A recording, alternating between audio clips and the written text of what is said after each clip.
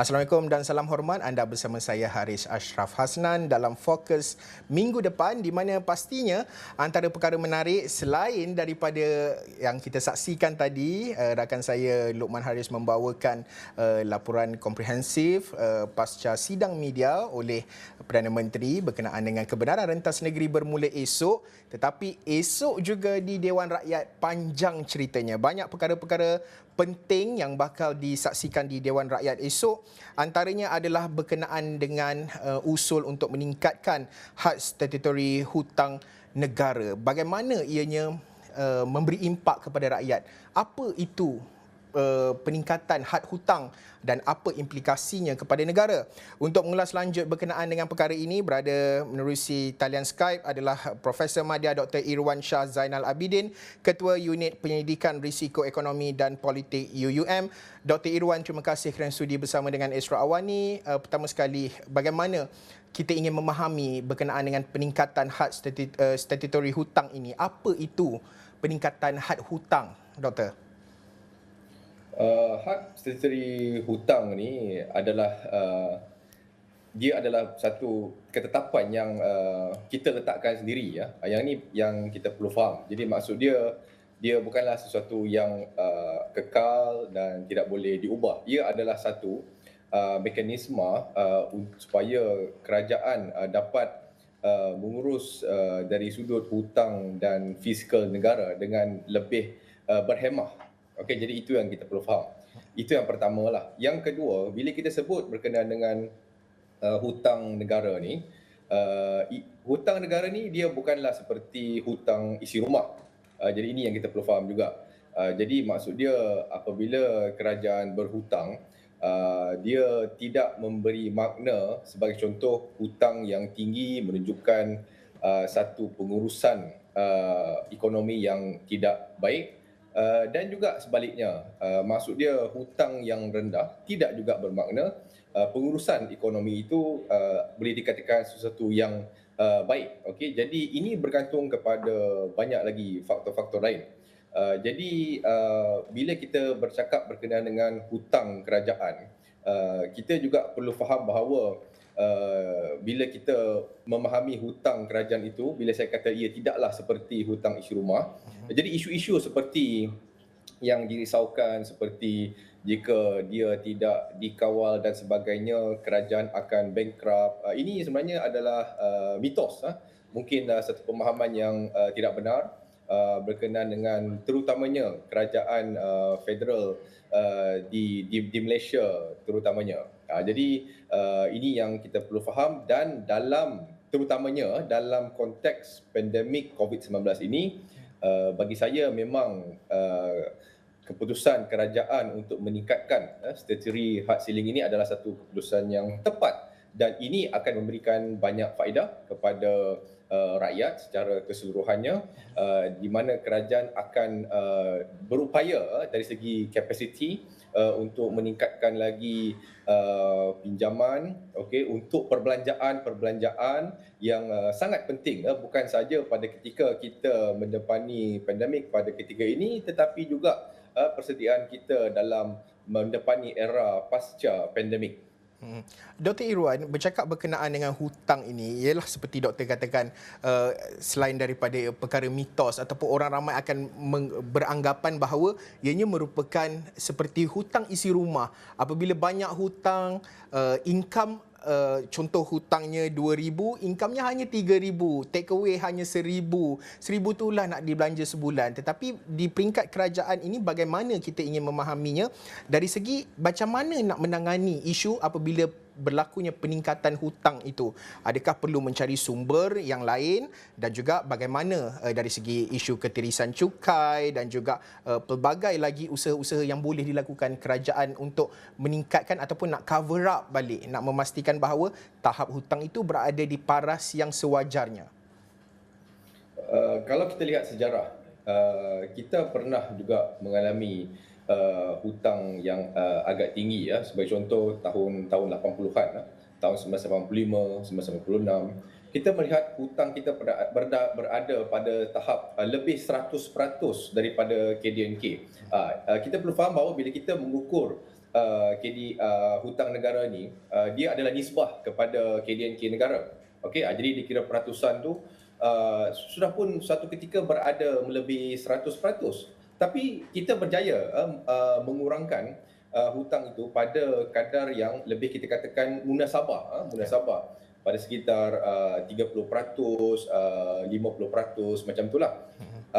Jadi satu lagi konsep penting yang kita perlu faham bila kita berbicara dengan hutang ni adalah defisit.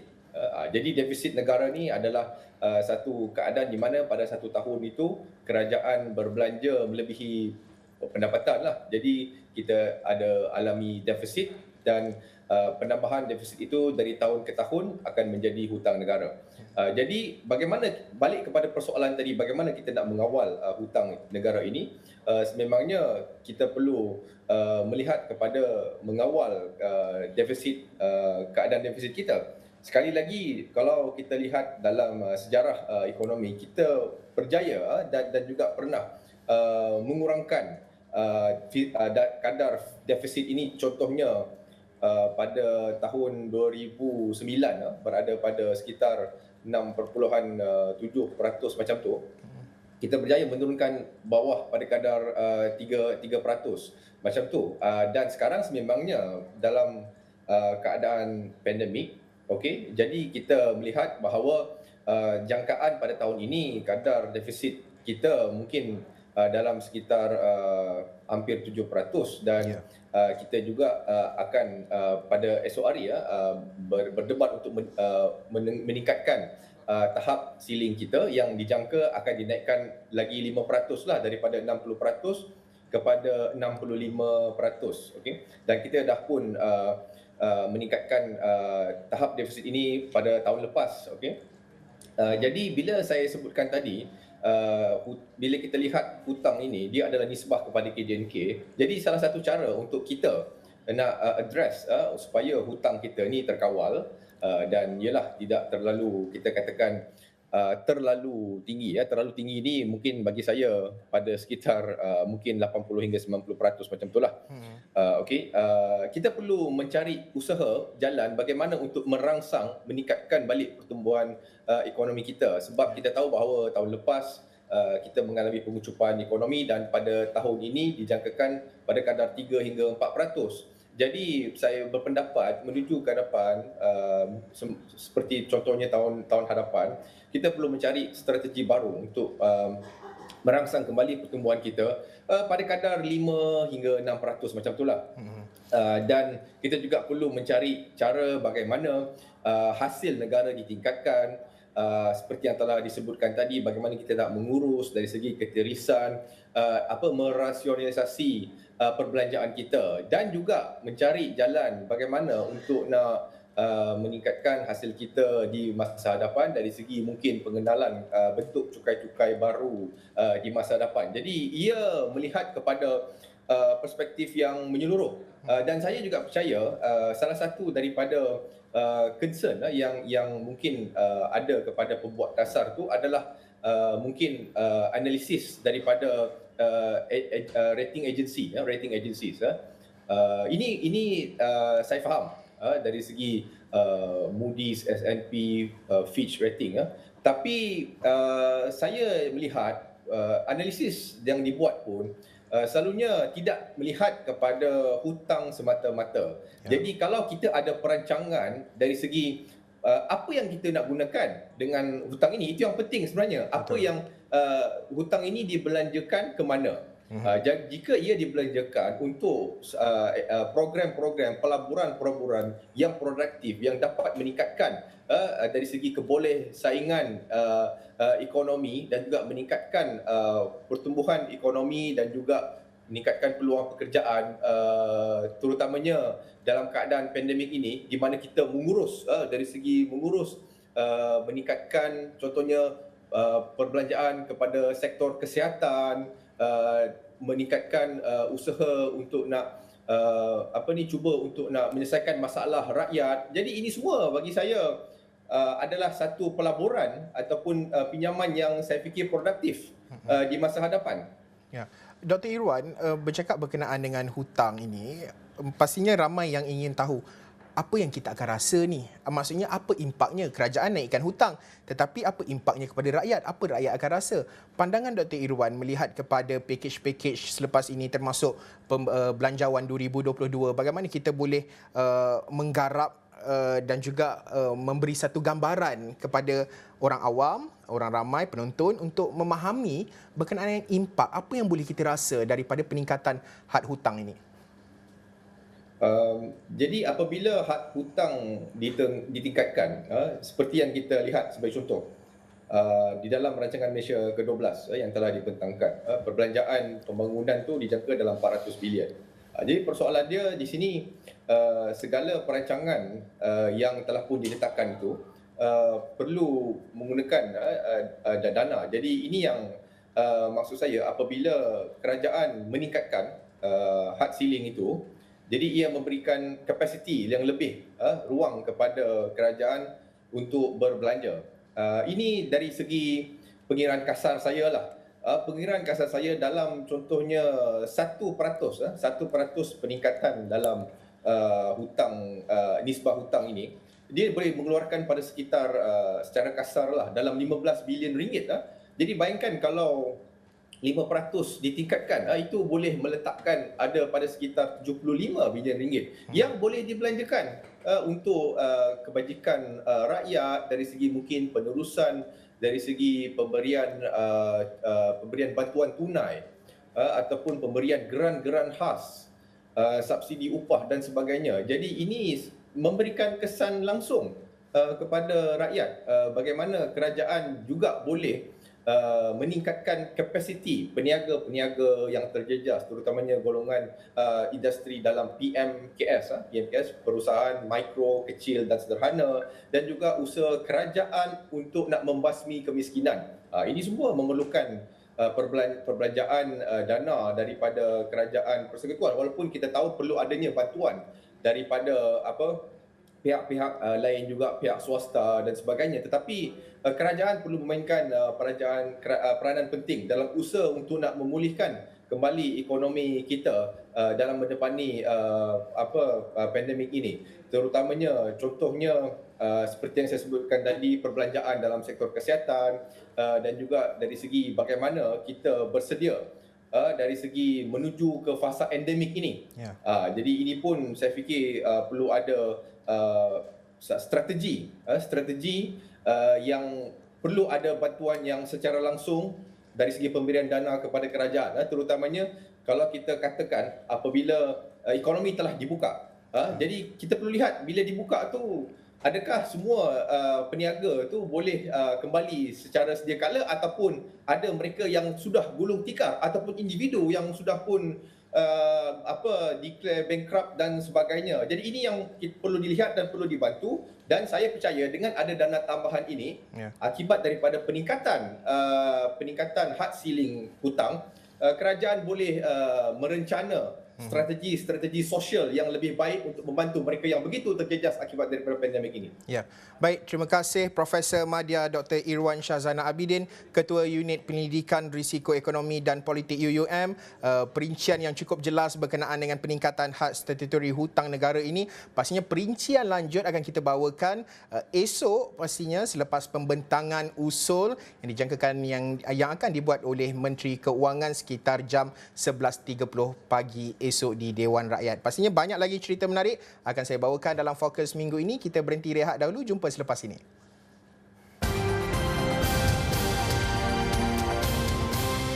Bertemu kembali dalam Fokus minggu depan, dan pastinya dalam kita cerita berkenaan dengan tadi rakan kita Syuhada Abdul Kadir di Melaka bercerita berkenaan dengan mungkin Melaka akan sesak mulai minggu depan. Orang dah mula boleh merentas negeri untuk bercuti balik ke kampung halaman, dan pengalaman 3 tahun berada di Melaka memang akan sesak di Melaka. Tetapi di sebalik kita bercerita berkenaan dengan apa yang akan berlaku di Melaka penghujung minggu ini ataupun bermula esok, aktiviti rentas negeri telah pun bermula. Kita tidak boleh terlepas daripada gelora politik yang masih lagi berpanjangan di negeri Hang Tuah ini, di mana pastinya antara perkara yang akan mencuri tumpuan pada minggu hadapan adalah berkenaan dengan usaha di peringkat Pakatan Harapan untuk memfailkan semakan terhadap keputusan yang dibuat berkenaan dengan pembubaran DUN Melaka. Apa ceritanya? Bagaimana kita ingin memahami cerita politik di Melaka ini? Berada di talian adalah penganalisis politik dari Universiti Teknologi Malaysia, Dr. Mazlan Ali. Dr. Mazlan, terima kasih kerana sudi bersama dengan Esra Awani. Pertama sekali, bagaimana kita ingin memahami apabila telah pun seminggu berlakunya krisis yang cukup panjang daripada kita tidak menjangkakan pembubaran DUN akan berlaku, akhirnya berlaku pembubaran DUN, pertikaian politik termasuklah di peringkat pusat UMNO. Kalau kita lihat, bagaimana kita ingin memahami gelora politik yang nampaknya masih lagi belum berkesudahan di Melaka ini, Doktor? Ya, satu perkara yang agak mengejutkan rakyat. Kerana selepas kerajaan Ismail Sabri telah mengambil alih pemerintahan, kita melihat harapan rakyat untuk melihat pandemik COVID ini dapat diturunkan dan pada masa yang sama juga dapat memulihkan ekonomi negara. Rakyat memfokus kepada perkara ini dan dengan ada tanda tangan antara kerajaan dan juga Pakatan Harapan melalui MOU, harapan rakyat supaya politicking itu berakhir. Telah tiba-tiba dikejutkan dengan pembubaran Dewan Undangan Negeri Melaka yang tanpa disangka-sangka akibat daripada penarikan sokongan ahli Dewan Undangan Negeri terhadap kerajaan yang dipimpin oleh Ketua Menteri Datuk Seri Sulaiman Muhammad Alif. Situasi ini telah membawa kebimbangan juga kepada rakyat kerana pembubaran ini sudah pasti dalam tempoh 60 hari mesti dilakukan sebuah pilihan raya negeri. Dan kebimbangan rakyat ini ada asasnya kerana mereka cuba melihat perkara ini yang pernah berlaku di negeri Sabah pada September 2020 yang lalu, di mana pandemik COVID yang asalnya sudah begitu rendah tiba-tiba telah menjadi satu masalah yang akhirnya negara kita menyaksikan ribuan kes pada setiap hari dan ini sebenarnya telah membawa kemudaratan kepada rakyat dan negara. Apa yang berlaku di Melaka sekarang ini telah menimbulkan kebimbangan kerana mengapakah satu pilihan raya perlu diadakan dalam suasana tidak dapat dijangka ramai oleh pihak, tiba-tiba ada pembubaran yang berlaku di pembubaran Dewan Undangan Negeri yang berlaku di negeri Melaka ini. Kita sudah pasti akan menyaksikan satu pilihan raya umum negeri atau mungkin akan berlaku satu keadaan yang mungkin tidak dapat kita jangka kerana sudah ada pihak di Melaka sekarang, pihak pembangkang cuba mendapatkan semakan kehakiman terhadap keputusan yang dipertua negeri Melaka ini dan pada masa yang sama kita juga sedang menunggu keputusan adakah SPR akan melaksanakan mesyuaratnya untuk menentukan bilakah pilihan raya akan diadakan, bilakah dikeluarkan RIG ini dan kita dengan penuh debar mengharapkan suatu keadaan yang mungkin akan menyaksikan suatu keadaan yang sebenarnya tidak akan membawa mudarat kepada negara kita. Dr. Mazlan, melihat kepada kenyataan yang dibuat oleh Perdana Menteri, beliau menyatakan bahawa kerajaan akan membuat keputusan minggu depan sama ada akan menasihatkan pemangku yang di-Pertuan Agong untuk mengisytiharkan darurat di Melaka bagi menangguhkan pilihan raya negeri. Pandangan peribadi Dr. Mazlan melihat kepada dalam konteks politik di Melaka, kerajaan yang dipimpin Datuk Seri Sulaiman Mat Ali tidak mempunyai majoriti pada ketika ini, tetapi pentadbiran kerajaan caretaker itu diteruskan. Bagaimana kita ingin melihat kelangsungan pentadbiran itu tak kala jika darurat diisytiharkan di Melaka dengan mentadbir sebuah kerajaan caretaker yang tidak mempunyai simple majoriti di Melaka? Pandangan doktor. Ya, kerajaan yang runtuh pada hari ini menimbulkan kebimbangan. Rakyat mahukan suatu keadaan yang stabil, kekal berlaku di Melaka khasnya dan juga Malaysia pada amnya. Dan banyak pihak melihat ada kemungkinan satu penyelesaian boleh dilakukan bagi mengatasi kebimbangan ini, iaitu dengan memberi nasihat kepada pemangku yang di Pertuan Agong untuk mengisytiharkan darurat di negeri Melaka. Ini kerana dengan adanya darurat yang diisytiharkan ini boleh menghalang daripada berlakunya pilihan raya umum di negeri Melaka. Dan pada masa yang sama, apabila darurat ini diisytiharkan, maka kerajaan yang ada sekarang ini akan menjadi kerajaan yang akan meneruskan tugasnya tanpa dicabar oleh mana-mana pihak, kerana darurat itu membolehkan kerajaan Datuk Seri Sulaiman Muhammad Ali ini akan terus kekal mentadbir negeri Melaka. Walaupun kita jangka bahawa tindakan seperti ini, iaitu pembubaran, iaitu mengisytiharkan darurat ini boleh mempersoalkan banyak pihak yang akan melihat dari sudut anti demokrasi. Mungkin mereka mengatakan ini ada satu tindakan yang tidak selaras dan sebagainya, tetapi mengisytiharkan darurat itu adalah satu pilihan yang ada sekarang untuk menghalang kebimbangan rakyat daripada berlakunya pilihan raya. Dan pada masa yang sama, kerajaan sekarang boleh meneruskan pentadbiran seperti biasa walaupun kerajaan itu tidak mempunyai majoriti. Dr. Mazlan, secara ringkas 1 minit terakhir, saya temu bual Datuk Seri Syamsul Iskandar Ma'akhir menyatakan bahawa CSA MOU di antara Kerajaan Persekutuan dan juga Pakatan Harapan tidak diterapkan di peringkat negeri. Pandangan doktor secara ringkas 1 minit, adakah ianya penting untuk dilaksanakan di peringkat negeri-negeri? Adakah ianya perlu diserap perkara yang sama di peringkat negeri, doktor? Ya, sudah pastilah MOU yang ditandatangani antara Pakatan Harapan dengan kerajaan itu menjadi contoh bukan sahaja di peringkat persekutuan, tetapi di peringkat negeri-negeri ini mereka perlu mempraktikkan perkara ini, kerana MOU itu menunjukkan persetujuan antara kerajaan dengan pembangkang untuk mengenepikan kepentingan peribadi tetapi meletakkan negara itu sebagai kepentingan yang utama, walaupun mereka terdiri pada parti-parti politik yang berlawan di antara satu sama lain, tetapi dalam satu keadaan mereka boleh bersama untuk mengelakkan politik yang berlebihan, tetapi sebaliknya bekerjasama untuk mewujudkan kestabilan kepada negara kita, harus dicontohi oleh negeri-negeri juga. Baik, terima kasih Dr. Mazlan Ali, penalisis politik dari Universiti Teknologi Malaysia, mengulas berkenaan dengan gelora politik yang berpanjangan di negeri Melaka. Apa ceritanya, kita masih lagi menantikan minggu hadapan.